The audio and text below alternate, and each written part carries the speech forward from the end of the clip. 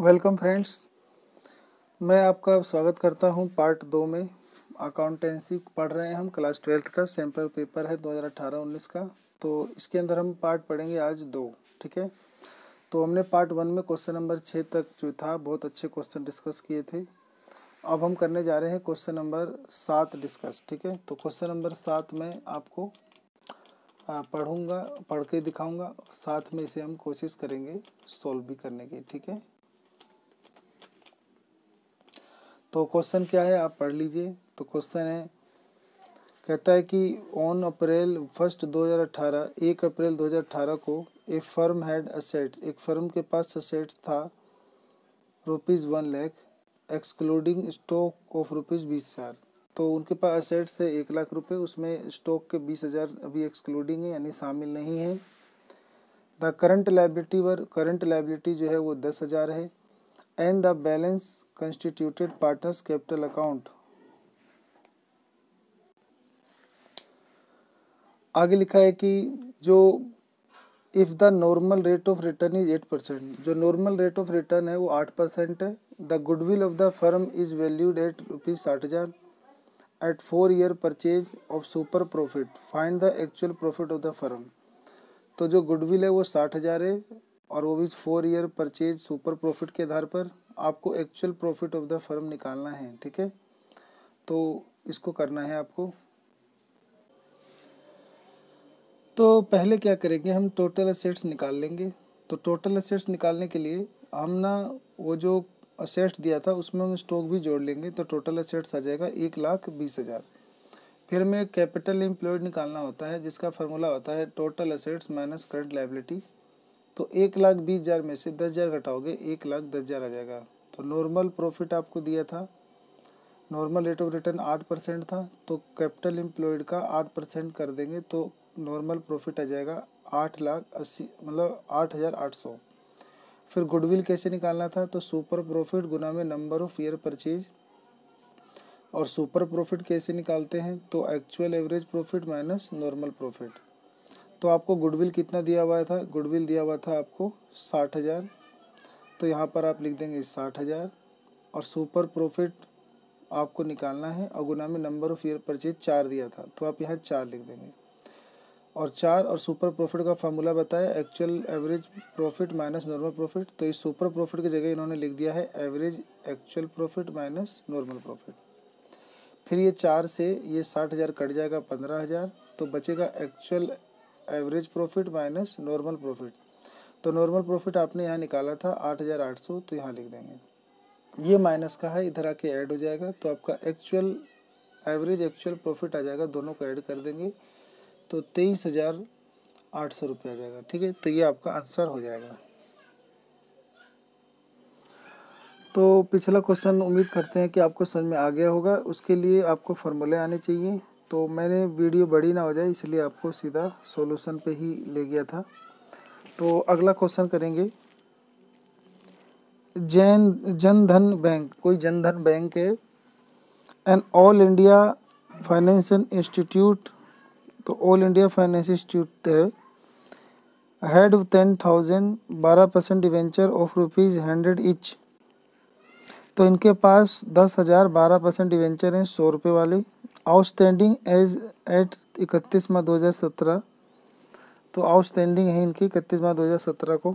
These debenture were due for redemption on 13 June 2018। तो ये जो डिवेंचर हैं ये ड्यू हैं, यानी अभी ये चुकाने बाकी हैं, रिडप्शन करने बाकी हैं। 30 जून 2018 को रिडप्शन करना है। तो कहता है pass necessary general entry for redemption of debenture. तो रिडप्शन ऑफ डिवेंचर की आपको जनरल एंट्री पास करनी है। Also state the amount of debenture redemption reserve to be created for the purpose of redemption, redemption. हाँ, तो बोलता है कि बताओ जो डिवेंचर रिडप्शन रिजर्व होता है उसमें कितने रुपए क्रेडिट किए जाएंगे अगर हमारा उद्देश्य है रिडप्शन करना डिवेंचर को, तो कितने रुपए जाएंगे। ठीक है, तो पहले तो इसका उत्तर हो जाए कि एक नियम होता है कि अकॉर्डिंग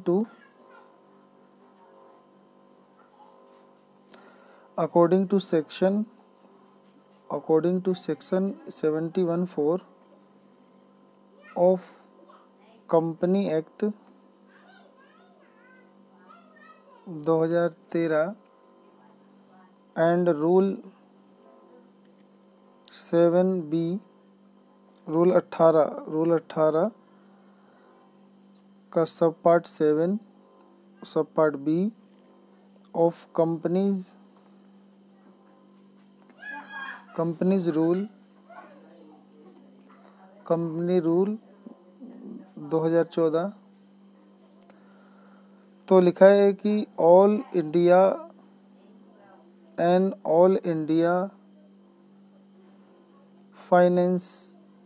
फाइनेंशियल इंस्टीट्यूट या institution is not required to create DRR, debenture redemption reserve. तो एक कंपनी एक्ट है 2013 के अनुसार रूल्स 18 7B, इसके तहत ये कहा गया है कि कंपनी को जो फाइनेंस इंस्टीट्यूट वाली कंपनियां हैं जैसे बैंक तो उनको DRR बनाने की ज़रूरत नहीं है, ठीक है। तो इसलिए इस वाले क्वेश्चन में आपको DRR तो नहीं बनाना है। तो आपको जो डिबेंचर है वो रिडम्पशन करना है 30 जून को। तो आप जनरल एंट्री कर देंगे 30 जून 2018 को आप डेट के कॉलम बना लेंगे, फिर आप पर्टिकुलर का कॉलम, फिर लेजर फोलियो का कॉलम और डेबिट क्रेडिट का कॉलम बना लेंगे, ठीक है। तो पहली जनरल एंट्री जो जब हम रिडम्पशन करते हैं तो उसकी क्या एंट्री होती है, तो आपको 12% डिबेंचर अकाउंट डेबिट करना है और उसको डिबेंचर होल्डर को पैसे लौटाना है। तो लिख देंगे टू डिबेंचर होल्डर अकाउंट। तो आपको उसे कितने पैसे लौटाने हैं, तो पर्सन आपने अभी पढ़ा था कि 10,000 डिबेंचर हैं 100 रुपये वाले, तो मल्टीप्लाई करने पे आएगा 10 लाख। तो आपको 10 लाख रुपए उसे लौटाने हैं। नरेशन लिख देंगे बीइंग अमाउंट, जो अमाउंट थे वो ड्यू थे यानी बाकी थे, ड्यू फॉर रिडम्पशन। तो पहली एंट्री हो गया। अब डिबेंचर होल्डर को पैसे देने की एंट्री हो जाएगी इसी तारीख को 30 जून को ही 2018 को ही। तो पैसे देंगे तो हो जाएगा डिबेंचर होल्डर अकाउंट डेबिट। तो debenture holder account debit to bank account. तो ये 10 लाख रुपए आप उसको बैंक से आप ट्रांसफ़र कर दोगे, ठीक है। और यहाँ पे नरेशन लिख देंगे being payment made to debenture holder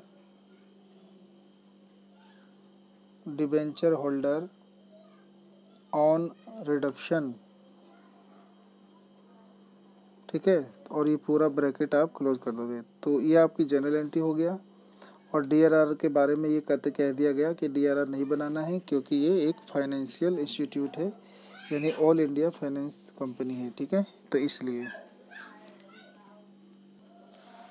तो अगला क्वेश्चन नंबर 9 है complete the following journal entry. तो आपको जो ये कंप्लीट करनी जर्नल एंट्री, तो यहाँ लिखा है 1 अप्रैल 2018 को sundry assets account debit to, खाली छोड़ रखा है हमारे लिए 25 lakh, to sub sundry liabilities account 7,80,000, Shiv Shankar limited 18,20,000।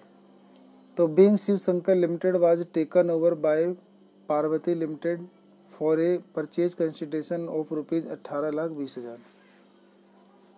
तो शिव शंकर लिमिटेड को टेकन ओवर कर रहा है पार्वती लिमिटेड। तो परचेज कंसिडरेशन तय हुआ है 18,20,000। तो अब हम इसको जोड़ लेंगे। तो ये 18,20,000 में जब 7,20,000 और ये सब जोड़ेंगे तो ये हो रहा है आपका 26 लाख, और ये सिर्फ 25 लाख है। तो 1 लाख का डिफरेंस है, यहाँ पे लिख देंगे। तो जब आपका ये परचेज कंसिडरेशन और लायबिलिटी साइड जोड़ ज़्यादा है सेट से, तो यह आपका इसलिए ज़्यादा है, आपने ज़्यादा पैसा इसलिए दिया था क्योंकि आप इस कंपनी के गुडविल मानते थे। तो इसीलिए आप गुडविल अकाउंट डेबिट कर दोगे। तो आपने किसी की गुडविल जो है अभी परचेज की है, तो ये आपका एक नया एसेट्स बन गया। तो इसीलिए यहाँ पे गुडविल अकाउंट आएगा, ठीक है। दूसरा Shiv Shankar limited account debit to dash, यहाँ पे कुछ खाली छोड़ रखा है, 18,20,000 दे दिया हमने, टू डैश और टू 8% डिवेंचर अकाउंट दे दिया, ठीक है। तो for paying Shiv Shakti limited by issue A bill of ₹20,000, तो हमने 20,000 का तो बिल इशू किया है, तो यानी बिल इशू को बोलते हैं बिल्स पेबल। तो यहाँ पे आपने 20,000 रुपये ना बिल्स पेबल लिख देंगे आप, तो टू बिल्स पेबल अकाउंट।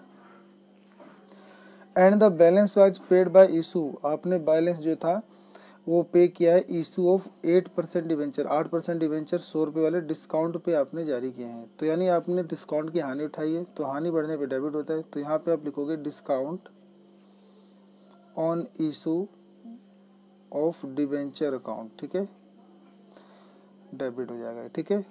तो अब क्या है, आपने यानी 100 रुपये वाला 10 रुपये में डिस्काउंट जारी में, मतलब 10 रुपये के डिस्काउंट में जारी किया है, 90 में जारी किया है, तो आप क्या करोगे, आपने 90 रुपये में जारी किए हैं, तो 20,000 रुपये का तो आपने वो मतलब दे दिया बिल पेबल, तो बच गए 18 लाख। तो अब आप 18 लाख रुपए को भाग दे दोगे 90 रुपये से, क्योंकि आपने 90 रुपये में शेयर जारी किए हैं, 10 रुपये डिस्काउंट की वजह से 90 से भाग देंगे, तो भाग देने पे आएगा 20,000। तो आप 20,000 शेयर जारी कर रहे हो, तो 20,000 शेयर को 10 रुपये डिस्काउंट से गुना करोगे तो यहाँ आ जाएगा 2 लाख रुपये, और 20,000 शेयर को 100 से गुना करोगे तो यहाँ आ जाएगा 20 लाख रुपये, ठीक है। तो बहुत सिंपल था, अगर बच्चों को कंसेप्ट क्लियर है तभी ये कर सकते हैं, ठीक है। करते हैं अगला क्वेश्चन। तो पर्सन है कि एस सिंह लिमिटेड ने ऑब्टेन ए लोन, इन्होंने एक लोन प्राप्त किया है, तो लोन कितने का है, तो लोन है 5 लाख रुपए का, और किससे प्राप्त किया है, तो लिखा है फ्रॉम, ठीक है। तो इन्होंने लोन लिया है from state bank of India से, ठीक है। तो 5 लाख रुपए का जो लोन है इन्होंने लिया है स्टेट बैंक ऑफ इंडिया से at the rate of 10% interest, तो 10% इंटरेस्ट के आधार पर the company issue ₹7,50,000 10% debenture of ₹100 each in favour of state bank of India as collateral security, और कंपनी ने 7.5 लाख रुपए के 10% डिवेंचर 100 रुपये वाले स्टेट बैंक ऑफ इंडिया को कोलेट्रल सिक्योरिटी के तौर पे जारी किए हैं। तो पास द नेसेसरी जनरल एंट्री, आपको जनरल एंट्री पास करना है फॉर द अबाउट ट्रांजेक्शन, यानी ये जो दो हैं इनके आपको जनरल एंट्री पास करना है। तो पहला है कि when company decided not to record the issue of 10% debenture as collateral security, तो पहले तो कंपनी ने फैसला किया है कि वो रिकॉर्ड नहीं करेगी कोलेट्रल सिक्योरिटी पे जो इशू किए गए हैं डिवेंचर 10%, वो रिकॉर्ड नहीं रखेगी। दूसरा है कि when company decided to record the issue of 10% debenture as collateral security, और जब जो कंपनी है वो चाहती है कि वो 10% डिवेंचर उसने कोलेट्रल सिक्योरिटी पे जारी किए हैं उसे रिकॉर्ड करना है, तो आपको सिर्फ जनरल एंट्री करना है। तो जनरल एंट्री ये बनेगी पहले वाले में तो आपको रिकॉर्ड नहीं करना है, दूसरे में रिकॉर्ड करना है। तो जब आपको नॉट टू बी रिकॉर्ड हो और रिकॉर्ड हो तो क्या होता है, जब आपका नॉट टू बी रिकॉर्ड है तो आपकी जनरल एंट्री बनती है bank account debit to bank loan account, ठीक है। तो बनेगी journal entry bank account debit to bank का लोन अकाउंट, ठीक है। 5 लाख रुपए आप लिख दोगे, ठीक है, और दूसरा कोई एंट्री नहीं होता है, ठीक है। तो जनरल एंट्री सिर्फ एक होता है लोन लेने का, क्योंकि आपको कोलेट्रल सिक्योरिटी को नहीं दिखाना है तो इसलिए एक ही जनरल एंट्री होगी। और जब अगला है कि वो दिखाना चाहते हैं, अब जब वो दिखाना चाहते हैं कि जनरल एंट्री में दिखाना चाहते हैं तो इनको 2 जनरल एंट्री करनी होगी। एक तो ऊपर वाली करेंगे सेम कि bank account debit to bank loan account 5 lakh से, और फिर एक दूसरी एंट्री करनी होगी, एक जनरल एंट्री हो जाएगी, एक दूसरी जनरल एंट्री एक और होगी डिवेंचर सस्पेंस, ठीक है, डिवेंचर सस्पेंस अकाउंट डेबिट, और लिख देंगे to debenture 10% debenture account to 10% debenture account, और ये 7.5 लाख के जारी किए थे तो 7.5 लाख रुपए आप दिखा दो, ठीक है। तो जब आप रिकॉर्ड करोगे तो 2 जनरल एंट्री करनी है, जब आप रिकॉर्ड नहीं करोगे तो एक ही जनरल एंट्री सिर्फ लोन लेने की करनी है, ठीक है। तो ये हमारा क्वेश्चन नंबर 9 था। क्वेश्चन नंबर 10 करेंगे अब, ठीक है। कैलकुलेट द अमाउंट ऑफ आपको कैलकुलेट करना है अमाउंट ऑफ, ठीक है, तो कैलकुलेट करना है the amount of sports material to be transferred to income and expenditure account of Raman Bhala sports club Ludhiana for the year ended 31 March 2018। तो 31 मार्च 2018 के अंत में इनकम एंड एक्सपेंडिचर अकाउंट में जो स्पोर्ट्स मटेरियल जितना आपने यूज़ किया होगा, खपत की होगी, तो उसको आपको कितना ट्रांसफ़र करना है इनकम एंड एक्सपेंडिचर अकाउंट में, एक्सपेंडिचर साइड, तो वो आपको निकालना है। तो आपको क्या क्या दिया हुआ है, स्पोर्ट्स मटेरियल सोल्ड, आपने बेचा था sports material during the year, book value 50,000 का, आपने 56 में बेचा था तो 6,000 का प्रॉफिट है। अमाउंट पे टू क्रेडिटर फॉर स्पोर्ट्स, आपने कुछ पैसे पे किए थे उधार खरीदने पर क्रेडिटर को 91,000। Cash purchase of sports material, आपने नगद भी खरीदा था स्पोर्ट्स मटेरियल 40,000। और स्पोर्ट्स मटेरियल का आपको यहाँ पे ये ओपनिंग बैलेंस दिया हुआ है और ये क्लोजिंग बैलेंस दिया हुआ है 50,000 55,000। Creditor for the sports, creditor के भी आपके ओपनिंग बैलेंस और ये क्लोजिंग बैलेंस दिए हुए हैं 37,000 और 45,000, ठीक है। तो ये आपका क्वेश्चन है। तो मैंने आपको समझाने के लिए एक स्टॉक अकाउंट बनाया है, एक क्रेडिटर अकाउंट बनाया है। तो आप स्टॉक का ओपनिंग क्लोजिंग बैलेंस यहाँ से देख के भर सकते हैं। तो स्टॉक का ओपनिंग बैलेंस क्लोजिंग बैलेंस, तो स्टॉक असेट्स होता है तो ओपनिंग बैलेंस यहाँ जाएगा टू बैलेंस BD और यहाँ जाएगा बाय बैलेंस CD। तो ओपनिंग बैलेंस यहाँ दिया था 50,000, तो आप ओपनिंग बैलेंस में लिखो 50,000 और क्लोजिंग बैलेंस लिखो 55,000, ठीक है।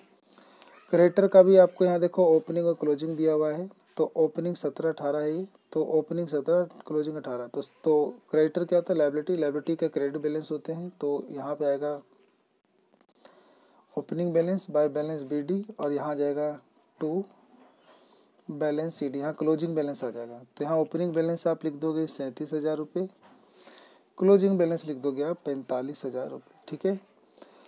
तो अब यहाँ पर अभी ऊपर से पढ़ो आप क्या लिखा है कि आपने sports material sold during the year, तो आपने स्पोर्ट्स मटेरियल बेचा है ड्यूरिंग द ईयर 56, इसको बाद में देखेंगे। लिखा है अमाउंट पेड टू क्रेडिटर, आपने पैसे पे किए हैं क्रेडिटर को 91,000, तो 91,000 रुपये आपने पे किए हैं, तो यहाँ पे लिख देंगे टू बैंक। तो आपने यहाँ पे पेड किए हैं क्रेडिटर को, तो कितने पे किए हैं 91,000 रुपये, तो यहाँ लिख देंगे आप, ठीक है। आगे लिखा है कैश परचेज, तुमने नगद खरीदा है स्पोर्ट्स मटेरियल, तो नगद खरीदा है, तो यहाँ पे ही लिखते हैं, यहाँ पे दोनों लिखते हैं, एक कैश और एक उधार क्रेडिट यानी। तो आपने यहाँ पे कैश खरीदा है, कैश परचेज लिख दो। तो कैश परचेज, तो कितना है कैश परचेज, देखो तो कैश परचेज है आपका 40,000, तो आप यहाँ पे लिख दोगे 40,000। फिर आगे क्या दिया हुआ है, तो कैश परचेज हो गया और ये लिखा है पैसे दिया था और ये आपने स्पोर्ट्स मटेरियल सोल्ड, आपने ये बेचा था, ठीक है।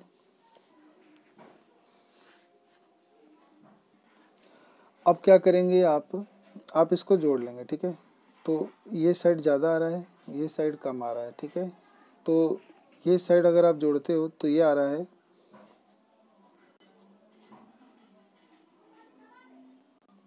1,76,000। तो 1,76,000 में से अगर आप ये 37,000 घटा दो तो बचते हैं आपके 1,39,000, ठीक है। तो 1,39,000 बचते हैं, ये आपका कहलाता है बाय परचेज, ठीक है। आपने परचेज क्रेडिट, आपने उधार खरीदा था स्टॉक, तो ये उधार आपने खरीदा था, ठीक है। तो अगर आपने उधार खरीदा है तो ये आपका यहाँ ट्रांसफ़र हो जाएगा, ठीक है। तो यहाँ पे आप लिख दोगे टू परचेज, तो आपने कितना का खरीदा है, तो ये हो गया आपका 1,39,000, ठीक है। पर्सन में दिया था ना कि आपने ना मतलब आपने कुछ मतलब सेल भी किया है, ठीक है।